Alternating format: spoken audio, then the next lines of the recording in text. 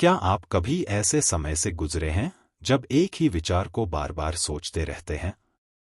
जब विचारों का बवंडर हमें घेर लेता है और हम समझ नहीं पाते कि किस दिशा में जाएं, इसे हम अतिचिंतन कहते हैं।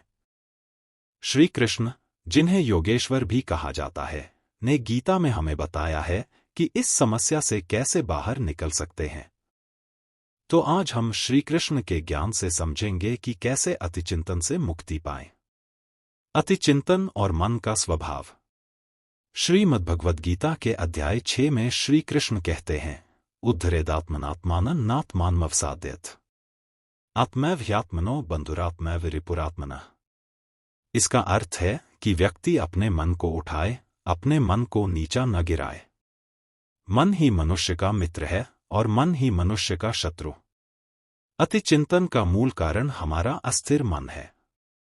जब मन को स्थिर करने की शक्ति नहीं होती, तब यह विचारों की बाढ़ में बहने लगता है।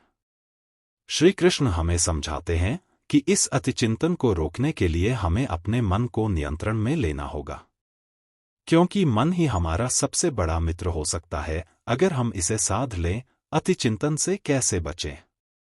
कृष्ण अर्जुन को बताते हैं कि जीवन में कर्म महत्वपूर्ण है, लेकिन कर्म के फल की चिंता नहीं करनी चाहिए। कर्मण्येवाधिकारस्ते मा फलेषु कदाचन। अतिचिंतन तब होता है जब हम कर्म से अधिक फल की चिंता करने लगते हैं। क्या होगा? कैसे होगा? अगर ये नहीं हुआ तो कृष्ण का कहना है कि अगर आप अपने कर्म को पूरी ईमानदारी और निष्ठा से कर रहे हैं, तो फल की चिंता में अपना समय व्यर्थ मत करें। अतिचिंतन हमें वर्तमान से काट देता है और भविष्य की चिंता में धकेल देता है। हमें वर्तमान पर ध्यान केंद्रित करना है, क्योंकि यही हमारे नियंत्रण में है। ध्यान और योग का महत्व। श्री कृष्ण ने योग और ध्यान को जीवन में उतारने की सलाह दी है। ध्यान हमें विचारों की अव्यवस्था से मुक्ति दिलाता है और मन को स्थिर बनाता है। जब हम ध्यान करते हैं, तो हम अपने मन को विचारों के जाल से बाहर निकालते हैं और उसे शांति की स्थिति में लाते हैं। गीता में श्री कृष्ण कहते हैं, योगस्थ कुरु कर्माणि संगं त्यक्त्वा धनंजय, यानी योग में स्थिर होकर कर्म करो। इसका मतलब है कि जब हम योग और ध्यान की स्थिति में होते हैं, तो अतिचिंतन हम पर हावी नहीं होता। ध्यान से हम अपने विचारों का अवलोकन करते हैं और उन्हें बस गुजरने देते हैं, बिना उन पर ध्यान केंद्रित किए।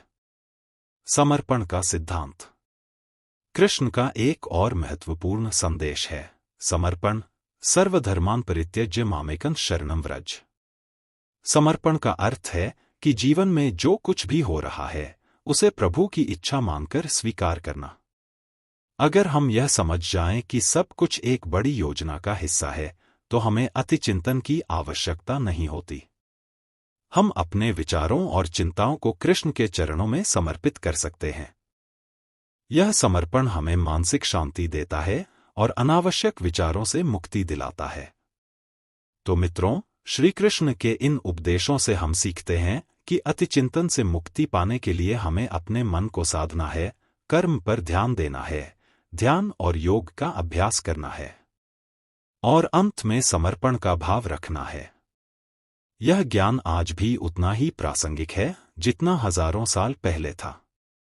आइए हम इस ज्ञान को अपने जीवन में उतारें और अतिचिंतन से मुक्त होकर शांति का अनुभव करें।